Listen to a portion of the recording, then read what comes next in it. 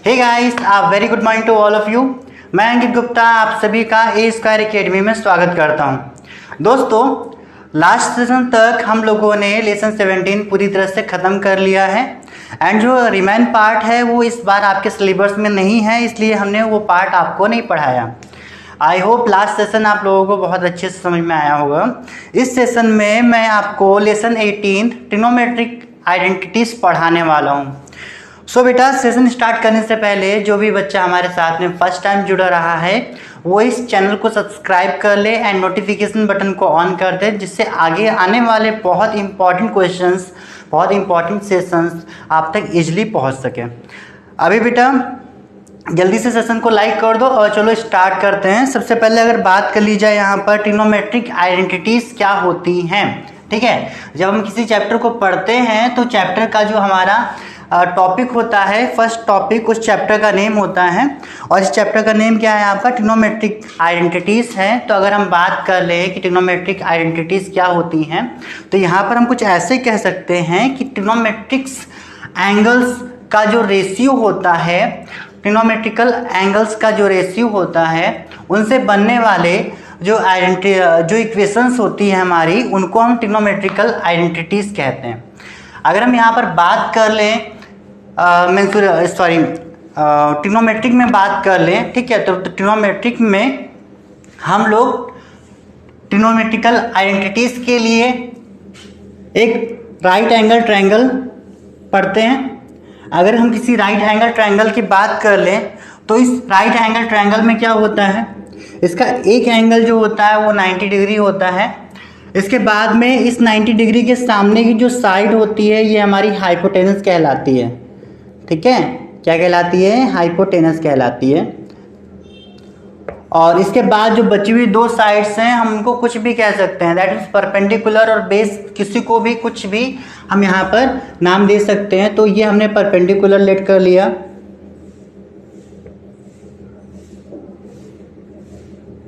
और ये जो है बेस हो गया। इसके बाद में इस ट्रायंगल को हम एक नाम दे देते हैं, जैसे ए, बी और सी हमने यहाँ पर एक नाम दे दिया। अच्छा बेटा, क्या होता है इस ट्रायंगल को अच्छे से समझने के लिए आप ऐसा समझ लो कि जब हम कभी, ठीक है, अभी मैंने क्या कहा आपको, मैंने आपसे कहा कि ये जो हाइपोटेनस के बाद जो बची हुई दो साइड्स होती हैं उन दोनों साइड्स में से किसी को भी परपेंडिकुलर और किसी को भी बेस कह सकते हैं, है ना। तो यहाँ पर ये बेस भी है और परपेंडिकुलर भी है,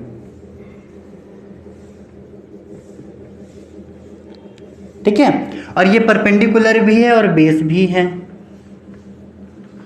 अब ये डिपेंड इस चीज़ पर करता है कि हम कौन सा एंगल ले रहे हैं। हम जो भी एंगल लेते हैं उसके अकॉर्डिंग यहाँ पर परपेंडिकुलर और बेस डिसाइड हो जाता है।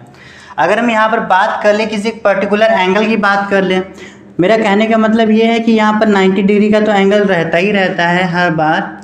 और अगर हम यहाँ पर कोई एक एंगल फॉर्म कर देते हैं, जैसे एंगल ए को हमने यहाँ पर एक एंगल फॉर्म कर दिया, थीटा फॉर्म कर दिया, ठीक है, और अभी भी साइड्स हमारी ए, बी और सी ही है, तो समझ लेना क्या होता है कि 90 डिग्री की जो सामने की साइड होती है ये तो हाइपोटेनस हो जाएगी, ठीक है, ये तो आपकी हाइपोटेनस हो जाएगी। लेकिन यहाँ पर देखो परपेंडिकुलर को P, बेस को B से रिप्रेजेंट कर दे रहे हैं, ठीक है, कंफ्यूज मत होना। B का मतलब बेस है, परपेंडिकुलर का मतलब P है यहाँ पर। तो हमने क्या कहा, हमने ये कहा कि जैसे हमने एक एंगल फॉर्म कर दिया है, कहाँ फॉर्म कर दिया है, तो A पर हमने यहाँ पर एक एंगल फॉर्म कर दिया है। अगर ऐसा कर देते हैं तो क्या होता है कि ये जो एंगल होगा और यहाँ ये जो 90 डिग्री का एंगल होगा, दोनों जिस लाइन पर बिलोंग कर रहे होंगे इसी को बेस कहा जाएगा। याद रखना कि ये जो एंगल होगा और ये जो 90 डिग्री का एंगल होगा, दोनों जिस लाइन पर इनक्लाइन करेंगे, जिस लाइन पर बनेंगे उसी को हम लोग बेस कहेंगे, और बची हुई जो दूसरी साइड होगी उसको परपेंडिकुलर कहते हैं। एक एग्जांपल यहाँ पर और लेते हैं, जैसे कि ये हमने राइट एंगल ट्रायंगल और ले लिया।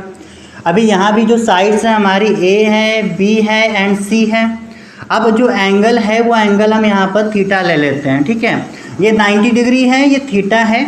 तब जरा देखो यहाँ पर बेस क्या हो जाएगा, तो बेस हमारा BC हो जाएगा, परपेंडिकुलर जो बची हुई साइड है उसे कहेंगे, और हाइपोटेनस का मतलब H जो है हमारा वो AB ही रहेगा, क्योंकि 90 डिग्री के सामने की जो साइड होती है इसी को हम लोग क्या कहते हैं, हाइपोटेनस कहते हैं। ठीक है, ये कॉन्सेप्ट समझ लो, बहुत इंपॉर्टेंट है। और आपकी एक्सरसाइज में जो है इस कॉन्सेप्ट से रिलेटेड कुछ कन्फ्यूजन्स दे रखी हुई हैं।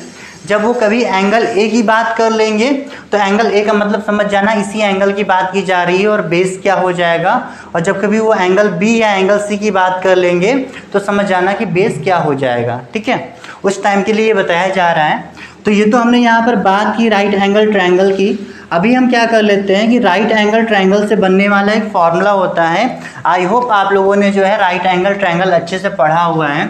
फॉर्मूला कुछ इस प्रकार का होता है कि हाइपोटेनस का स्क्वायर इक्वल टू परपेंडिकुलर का स्क्वायर प्लस बेस का स्क्वायर होता है। ठीक है, दैट मीन्स ये जो सबसे लॉन्गेस्ट साइड होती है यहाँ पर, इसका square equal to sum of other two sides का स्क्वायर। ठीक है, square sum of square of two other sides, ऐसा हम यहाँ पर कह सकते हैं। याद रखना, हाइपोटेनस का स्क्वायर इक्वल टू परपेंडिकुलर का स्क्वायर प्लस बेस का स्क्वायर। बुक्स में ऐसे भी लिखा रहता है कि हाइपोटेनस इक्वल टू क्या होता है, अंडर रूट परपेंडिकुलर का स्क्वायर प्लस बेस का स्क्वायर। ठीक है, ऐसा बुक्स में दिया जाता है।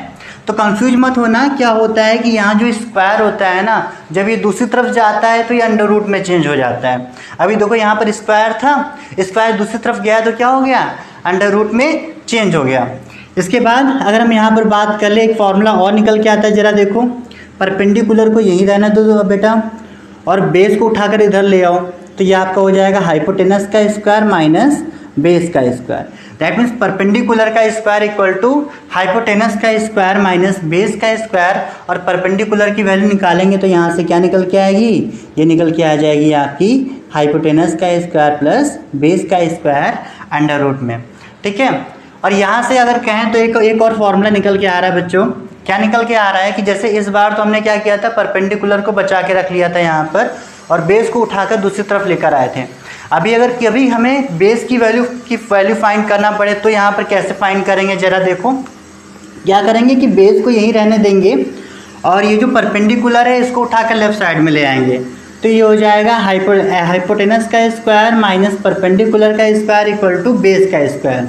और यहीं पर अगर बेस की वैल्यू निकालेंगे तो क्या निकल के आ जाएगी, अंडर रूट हाइपोटेनस का स्क्वायर माइनस परपेंडिकुलर का स्क्वायर। तो यहाँ पर इस तरह से आपके पास कुछ 3 फॉर्मूलेज फॉर्म हो रहे हैं। ये फॉर्मूलेज कैसे बने बेटा, तो ये नॉर्मल आपकी जो लीनियर इक्वेशंस की कंडीशंस होती हैं कि एक वैल्यू को उठाकर अगर आप दूसरी तरफ लेकर जाओ तो वो वैल्यू का जो साइन होता है वो चेंज हो जाता है। हमने उससे इसको सॉल्व कर लिया। ठीक है, बहुत सिंपल सी बात थी, ये कुछ ऐसे ही सॉल्व होने वाला था।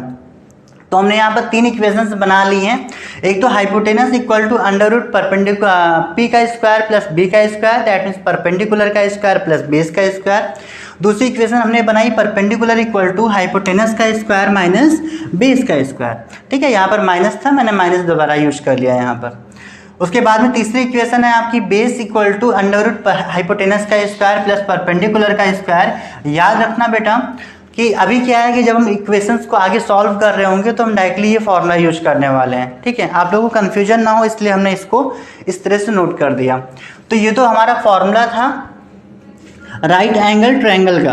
अब हम यहाँ पर कुछ एंगल्स की बात कर लें, क्योंकि हमको यहाँ जो इक्वेशंस फाइंड करनी है या इक्वेशंस का सॉल्यूशन करना है वो हमारी ट्रिग्नोमेट्रिकल रेशियोज होंगे।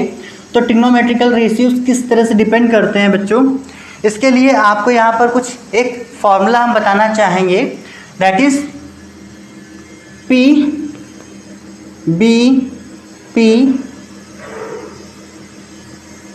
H H B. ठीक है, एक फॉर्मूला हम यहाँ पर बता रहे हैं आपको, पी बी पी अपॉन में एच एच बी, जहाँ पर ये पी का मतलब परपेंडिकुलर है और अपॉन में एच लिखा है, मतलब ये हमारा हाइपोटेनस है। ठीक है, ये आपका फॉर्मूला होता है बेटा साइन थीटा का। क्या फॉर्मूला होता है, साइन थीटा का। अभी ये थीटा आपका कुछ भी हो सकता है, थीटा आपका यहाँ भी फॉर्म हो सकता है और थीटा आपका यहाँ भी फॉर्म हो सकता है, और यहाँ 90 डिग्री ही रहेगा। ठीक है, यहाँ पर 90 डिग्री ही रहेगा। अगर थीटा यहाँ पर फॉर्म हो जाएगा तो ये बेस हो गया, और अगर थीटा यहाँ पर फॉर्म हो गया तो ये बेस हो गया। बाकी बची हुई जो तीसरी साइड होगी वो परपेंडिकुलर होगी, ये मैंने आपको बता के रखा होगा।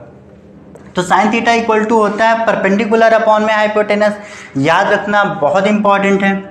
दूसरा फॉर्मूला यहीं से निकल के आ जाता है आपका कॉस थीटा, और कॉस थीटा का फॉर्मूला आपका होता है बेस अपॉन में हाइपोटेनस। क्या होता है? बेस अपॉन में हाइपोटेनस होता है। और तीसरा फॉर्मूला आपका होता है टेन थीटा का, और टेन थीटा का फॉर्मूला यहाँ पर बन जाता है आपका परपेंडिकुलर अपॉन में बेस। ठीक है, टेन थीटा का फॉर्मूला आपका बन जाता है यहाँ पर परपेंडिकुलर अपॉन में बेस। तो sine theta, cos theta, tan theta, इस तरह से आपने क्या कर लिया, यहाँ पर तीन फॉर्मूले पढ़ लिए हैं कि भाई साइन थीटा इक्वल टू होता है परपेंडिकुलर अपॉन में हाइपोटेनस।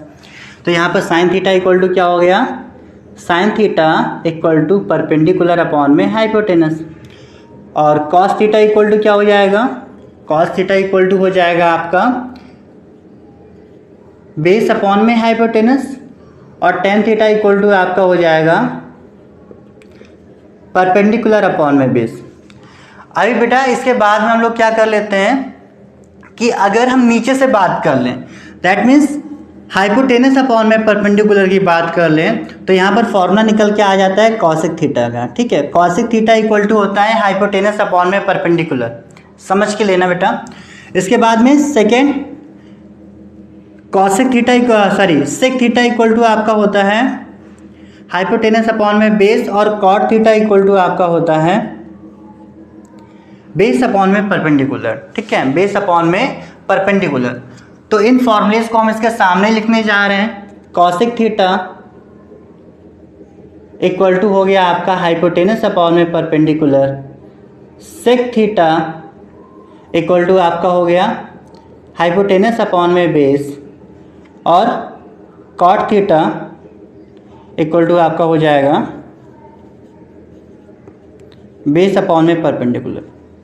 ठीक है, P B P H H B याद रखना बहुत ज़्यादा इंपॉर्टेंट है। आप इन्हीं ट्रिग्नोमेट्रिकल रेशियोज का यूज करके आपको पूरी इक्वेशन सॉल्व करनी है। ठीक है, आई होप यहाँ तक समझ में आया होगा आप लोगों को, है ना। चलो अभी क्या कर लेते हैं, इन्हीं को थोड़ा सा और अच्छे से समझते हैं। ये जो ट्रायंगल है हम इसको रफ करने जा रहे हैं। जरा देखो,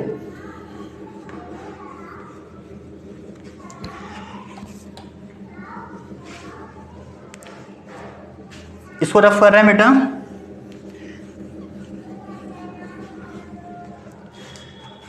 ये जो कॉट थीटा है आपका, ये आपका हो गया कॉट थीटा इक्वल टू हो गया बेस अपॉन में परपेंडिकुलर। अच्छा अभी बताना हमें, अगर हम इसी फॉर्मूले को आगे डेराइव करना चाहें, ठीक है, तो जैसे ये लिखा हुआ है sine theta equal to perpendicular upon में hypotenuse, that means sine theta equal to perpendicular upon में हाइपोटेनस। तो अभी क्या कर लेते हैं कि हम इसके अपॉन में भी 1 अपॉन में 1 कर दे रहे हैं। ठीक है, इससे प्रॉब्लम नहीं होनी चाहिए। अभी ऐसे समझ लो, फिर कुछ और भी सोचते हैं, कोई और भी तरीके से समझाने की कोशिश करते हैं। अभी हमने क्या कर लिया कि जैसे यहाँ पर परपेंडिकुलर अपॉन में हाइपोटेनस था, तो इसके अपॉन में 1 होगा, जाहिर सी बात है, और 1 के अपॉन में भी 1 होगा। दैट मीन्स अगर हम मल्टीप्लाई करना चाहें तो h का इससे मल्टीप्लाई करेंगे और p का इससे मल्टीप्लाई करने वाले हैं। ठीक है, एक मिनट, सॉरी, इसको ऐसे देखो क्या है कि जैसे ये यहाँ पर लिखा हुआ है परपेंडिकुलर अपॉन में हाइपोटेनस लिखा हुआ है, अगर हम यहाँ पर 1 कर दें और ये परपेंडिकुलर को उठा के हाइपोटेनस के अपॉन में लेके चले जाएं, तो आई थिंक गलत नहीं होगा, सही है ना। ये जो आपका p होता है वो क्या होता है, 1 के मल्टीपल में होता है। अभी क्या कर दे रहे हैं कि परपेंडिकुलर को उठाकर अपॉन में लेके चले गए, क्योंकि लास्ट में जाके ये मल्टीप्लाई तो 1 के साथ ही होता है ना, इसलिए हमने ऐसा कर दिया। अभी क्या हो जाएगा यहाँ पर कि ये जो आपका लिखा हुआ है 1 अपॉन में हाइपोटेनस अपॉन में परपेंडिकुलर, तो ये क्या होता है जरा देखो, हाइपोटेनस अपॉन में परपेंडिकुलर ये आपका हो जाता है cosec theta, that means 1 upon में कॉसेक थीटा। ठीक है, तो यहाँ पर फॉर्मूला क्या बन गया, फॉर्मूला बन जाता है sine theta equal to 1 upon में कॉसेक थीटा, है ना। इसके बाद में बेटा सेकंड फॉर्मूला आपका होता है कॉस थीटा, और कॉस थीटा इक्वल टू होता है बेस अपॉन में हाइपोटेनस। अभी अगर यहाँ पर बात कर ली जाए तो 1 अपॉन में, ये जो बेस है बेस को हाइपोटेनस के अपॉन में भेज दें, दैट मीन्स हाइपोटेनस अपॉन में बेस हो जाएगा। यही आपका हो गया 1 अपॉन में हाइपोटेनस अपॉन में बेस। ये क्या हो जाएगा जरा देखो, ये हो जाएगा आपका सेक थीटा, है ना। तो यहाँ पर आ गया आपका सेक थीटा। तो कॉस थीटा इक्वल टू आपका हो जाएगा 1 अपॉन में सेक थीटा, और इसी तरह से टेन थीटा इक्वल टू क्या हो जाता है आपका 1 अपॉन में कॉट थीटा। और इसी का बेटा रिवर्स भी होता है। रिवर्स होने का मतलब क्या है कि जैसे sine theta equal to 1 upon में कॉसिक थीटा होता है, वैसे ही आप यहाँ पर बोल सकते हो कि भाई cosec theta equal to 1 upon में साइन थीटा, ठीक है। वैसे ही आप यहाँ पर कह सकते हो कि cosec theta equal to 1 upon में साइन थीटा। ऐसा क्यों? तो ऐसा इसलिए क्योंकि यहाँ पर साइन थीटा के अपॉन में कितना होगा, 1 होगा। और अगर आप इस वैल्यू को और इस वैल्यू को दोनों को आप रेसिप्रोकल करना चाहो तो लेफ्ट साइड में आपका हो जाएगा 1 अपॉन में साइन थीटा, राइट साइड में जो 1 अपॉन में कॉसिक थीटा लिखा हुआ है ये आपका हो जाएगा cos theta. That means cos theta equal to 1 upon में साइन थीटा। आई थिंक समझ में आ गया होगा। तो यही है बेटा कुछ आपकी ट्रिग्नोमेट्रिकल आइडेंटिटीज़ का मैंने मतलब बताया था आपको कि जो ट्रिग्नोमेट्रिकल एंगल्स होते हैं उनके बीच के जो रिलेशंस होते हैं, जैसे कि इनके बीच के रिलेशंस ये यहाँ पर शो रहे हैं, और यही सारी जो है आपकी वो ट्रिग्नोमेट्रिकल आइडेंटिटीज़ कहलाती हैं, ठीक है। तो यही आपके कुछ फॉर्मूलेस हैं, और इन फॉर्मूलेस के साथ में ये जो चैप्टर है आपका वो ख़त्म हो जाएगा। आई होप समझ में आया होगा, ठीक है। आई होप समझ में आया होगा। अच्छा, इसके साथ में क्या है कि आपके सिलेबस में इन्होंने प्रिंसिपल इक्वेशंस भी दे रखी हुई हैं, ठीक है। तो चलो कुछ प्रिंसिपल इक्वेशंस को पढ़ा देते हैं हम आपको। देखो जरा principal equations,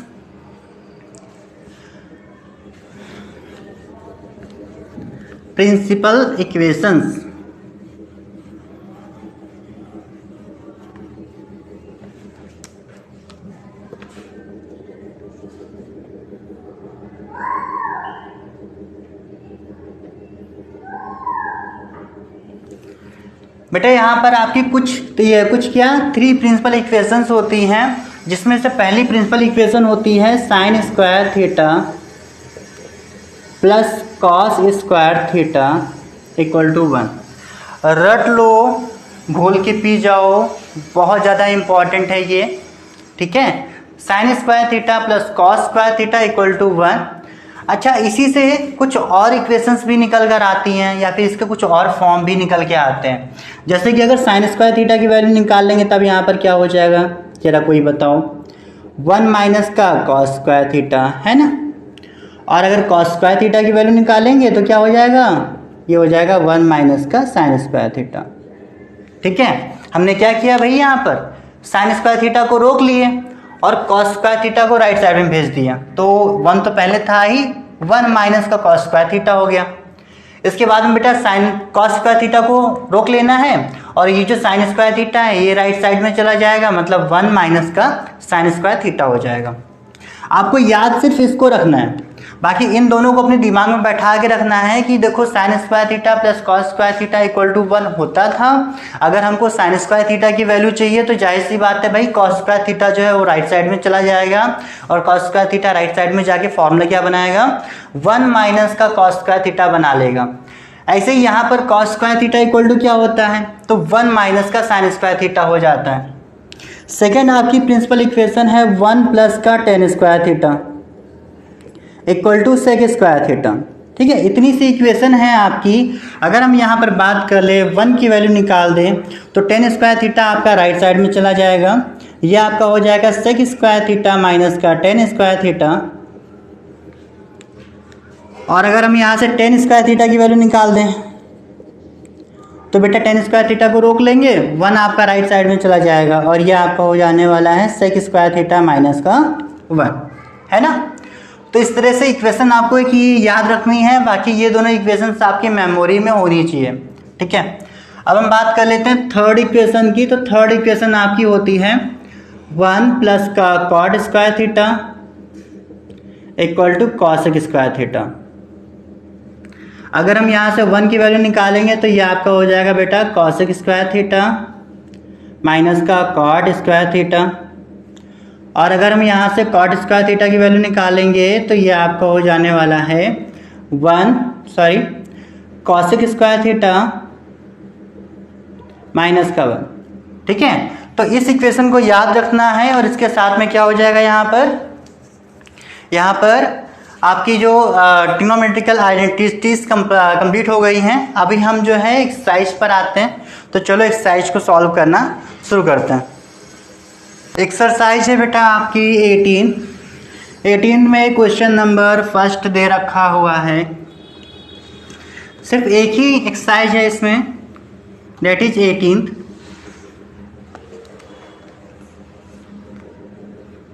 question number first देके रखा हुआ है, कहते हैं sine A equal to 3/5, then find the all other angles trigonometrical identities of angle ए।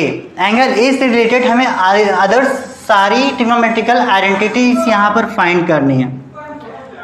ठीक है, तो जरा देखो साइन ए की वैल्यू इन्होंने कितना दे रखा हुआ है, साइन ए इक्वल टू बोल के रखा हुआ है भाई 3/5। अब इसके बाद में साइन ए तो दे रखा हुआ है, इसके बाद में क्या करना है हमको, कॉसेक ए निकालना है, कॉस ए निकालना है, सेक ए निकालना है, टेन ए निकालना है और कॉट ए निकालना है।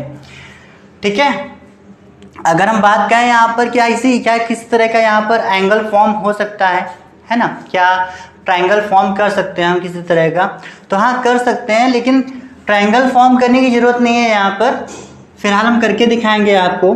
साइन ए इक्वल टू क्या देके रखा हुआ है, तो साइन ए देके रखा हुआ है 3/5।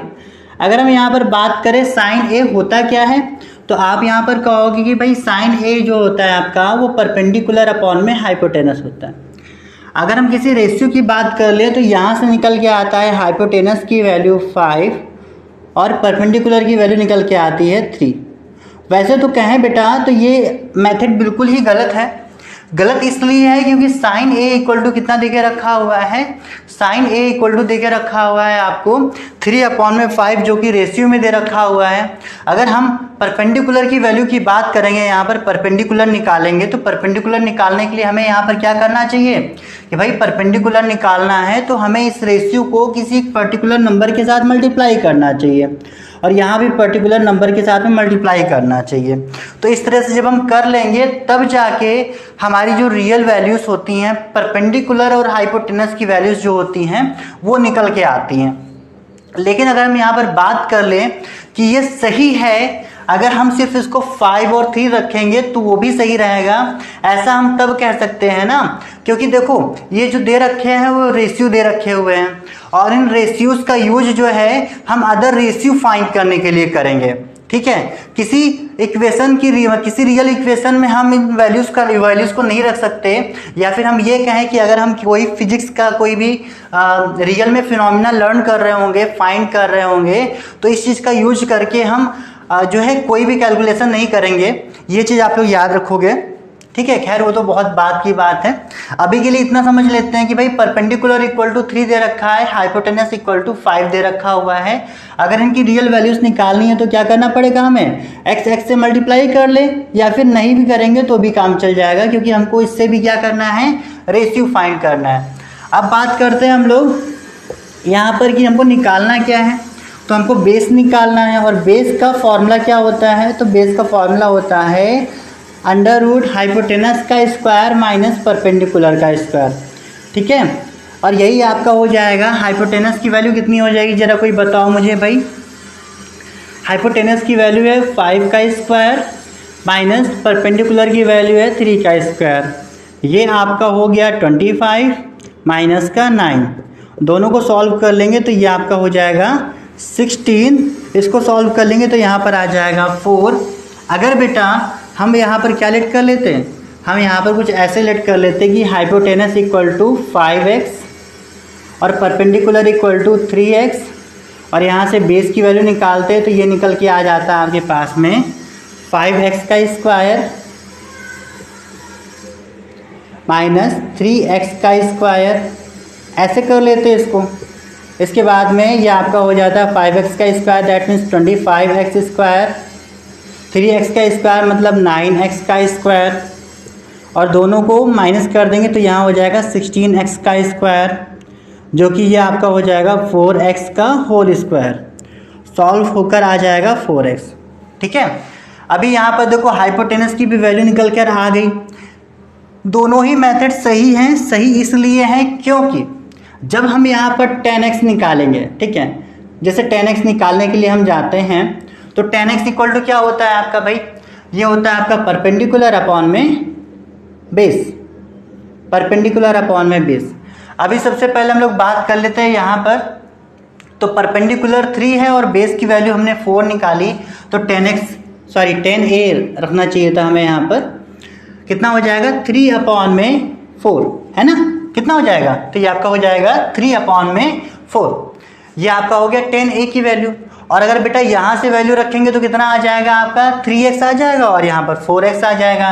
दैट मीन्स यहाँ पर हम लोग रख देंगे 3x अपॉन में 4x, जिससे x से x कैंसिल हो जाएगा, मतलब 10a की वैल्यू कितनी निकल के आ गई, 3 अपॉन में 4 निकल के आ गई। आई होप ये चीज़ समझ में आई होगी। हमको यहाँ पर जो यूज करना था वो कुछ इस तरह से यूज करना था, हमें रियल वैल्यू निकालनी थी, इसलिए हम क्या कर सकते हैं यहाँ पर 5x और 3x रख सकते हैं। ये ज़्यादा एक्यूरेट और सही मेथड माना जाएगा, और ये थोड़ा सा कम एक्यूरेट माना जाएगा, लेकिन आपकी बुक्स में भी दे रखा है तो क्या कर सकते हैं, है ना।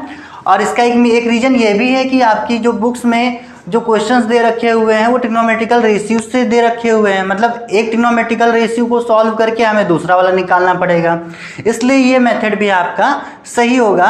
लेकिन रेशियो एंड प्रोपोर्शन की बात कर ले तो उसके अकॉर्डिंग ये गलत हो जाएगा, ठीक है, बट कोई बात नहीं, आप इसके जैसे भी कर सकते हो। तो हमने यहाँ पर क्या किया, 10a इक्वल टू 3 अपॉन में 4 निकाल लिया, क्योंकि यहाँ पर x से x आपका क्या हो गया, कैंसिल हो गया। अब हमें अदर आइडेंटिटीज निकालनी होगी, तो 10a तो निकल के आ गया।